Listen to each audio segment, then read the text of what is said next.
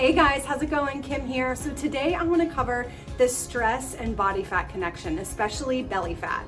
So as you probably know, stress wreaks havoc on your system. If you've been following me for a while, you know that I'm a strong component of belly breaths, deep breathing, meditation, anything to get you in that parasympathetic response. So that rest and digest response. So chronic stress, yes, of course, I think it's great to have some sort of stress in your body. We need it, or in your life, I should say, not where you're going out and going 120 miles like pretty much everybody is right now, but where you have stress that is more like eustress. But chronic stress absolutely wreaks havoc on our system, especially when it comes to female hormones and belly fat and just overall fat storage in general. So you have to remember your body responds the exact same way regardless of what the stress is. So like I've mentioned before, you could be running from a lion, or you could be dealing with, let's say, major emotional issues or a bad breakup, whatever it may be. Your body does not understand the difference. So it's actually going to respond the exact same way. All it knows is it's in a state of stress. So what happens when you get into a state of stress? You absolutely get a burst of adrenaline. So immediately your adrenaline goes up. You go into that fight or flee response. So that's why a lot of people use the analogy of a lion, right? So you get a burst of energy because you're being chased from a lion. You flee, so you make a beeline. You run as fast as you can to get away from that lion.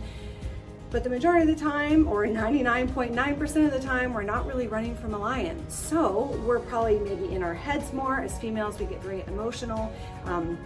We might have other stressors like dealing with our boss or whatever it may be. So when you get that burst of adrenaline, you go into that fight or flee response, fight or flight response.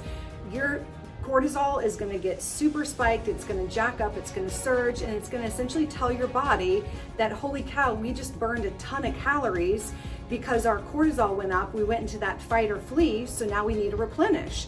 But like I just said, it's not like you're really running from a lion. You could easily be sitting at your desk or wherever you may be and having a difficult conversation with someone or getting ready to, and immediately your stress response goes up, and then you instantly feel a sense of hunger. It's like, wait a minute, I don't need to eat all this food because I didn't do anything, right? But yet our brain and our body thinks we're under that state of stress. So that's why it's really important to remember that when we're going through that surge of cortisol, our bodies instantly want to replenish that energy. They're telling us, okay, we're hungry, we need to eat. We're very hungry, we need to eat. And so again, it's pumping out a ton of cortisol. As long as we're staying in that stressful response, the cortisol is going to constantly be churning in our system. Then the cortisol in turn is going to go more towards insulin. So you're dealing with more of the fat storage hormone. Insulin can be a good thing, but can also wreak havoc when it comes to fat loss as well. So you're going to be more in that fat storage mode. So it's kind of a double whammy here. Your cravings are going to escalate. Your appetite's going to be high, even if you're not burning a ton of calories. This is one reason why I'm not super keen on over exercise or long durations of intense cardio. Many times all it does is just exacerbate the problem, and you're going to end up eating more calories on the back end because you feel deprived or the body feels under a major sense of stress. And as we know, we're not going to immediately go to carrots or grilled chicken breasts when we're stressed. What are we going to want? We're going to want all the crunchy, the carb, the salty, the sugary, all of those things, just to get that dopamine, to put us in that relaxed state, to take the edge off and satisfy our hunger. So what can you do to help with the belly fat stress connection or belly fat mind connection, whatever it may be? You have to reduce your stress. That's first and foremost. So I always recommend, again, any sort of breathing, just taking an inhale through your nose for 4 seconds, holding it at the top for 4 seconds, and then a big exhale through your mouth. Even if you just do that 3 or 4 times, it's going to make a huge difference. I promise you.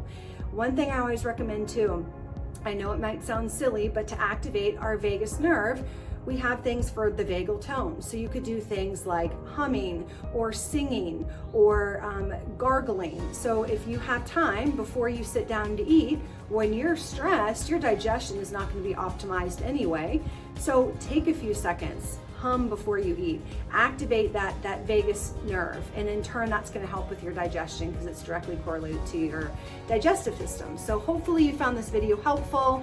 If you know anybody who you think would need this, please feel free to share, and let's continue on our educational journey and support one another. Have a great day.